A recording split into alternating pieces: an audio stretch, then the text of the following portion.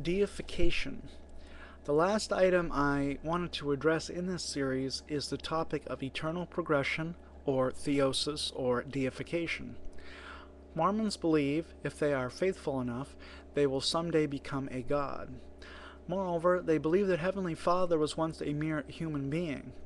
This doctrine of deification is summarized in the Lorenzo Snow couplet: "As man is, God once was; as God is, man may become."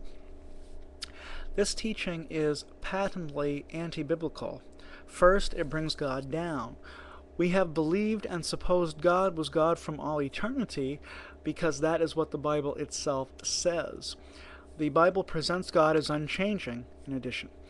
If God never changed, then he could not have changed from being merely human to being a God. Second, the heresy of deification exalts man too highly. Man is certainly very important, but he is not ontologically equivalent to God. He never has been and he never will be. God alone is God, and man is never more nor less than man. Finally, the doctrine of deification includes the doctrine of polytheism.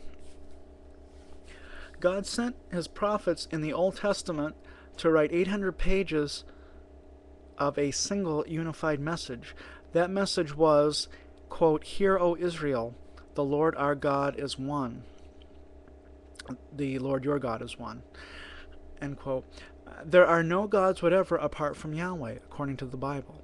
It is ironic that Isaiah is the favorite biblical book in the Book of Mormon, for Isaiah is most explicit about there being one and only one eternal God.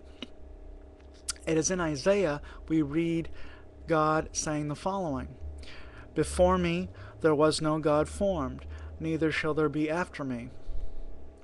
I will not share my glory with another.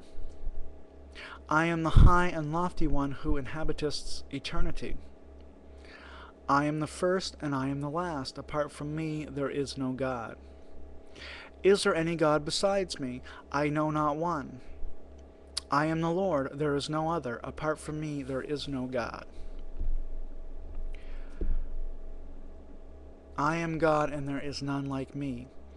So these are all quotes, "Thus saith the Lord," in the book of Isaiah. I'm afraid that the Bible as a whole, Old and New Testaments alike, make a radical monotheism crystal clear.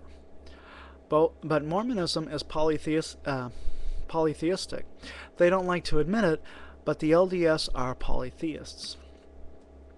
And it's not even clear that the idea of multiple supreme beings is logically coherent. Can there be more than one supreme being? Wouldn't a second supreme being limit the first supreme being, thus making him less than supreme?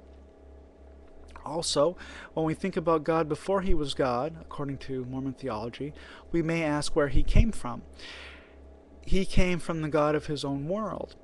Where did God's God come from? And so on.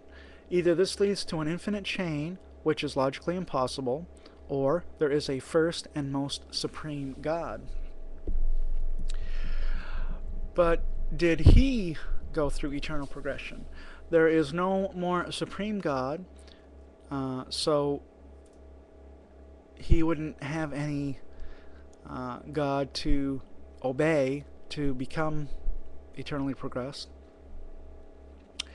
So this deity seems to have been God from all eternity.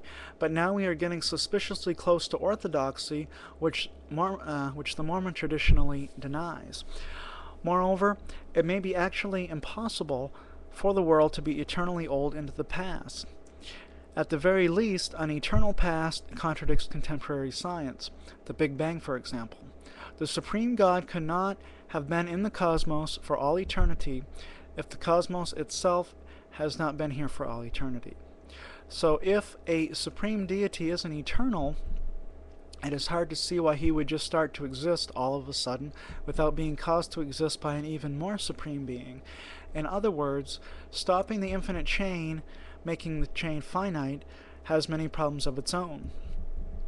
If there are so many problems both within the Bible and outside of it, even in the Book of Mormon itself, apparently, with Mormon polytheism, then we ought to consider the possibility that it, in point of fact, is a false view. Perhaps monotheism is true after all, in contradistinction to Mormon theology. Thank you. And shalom.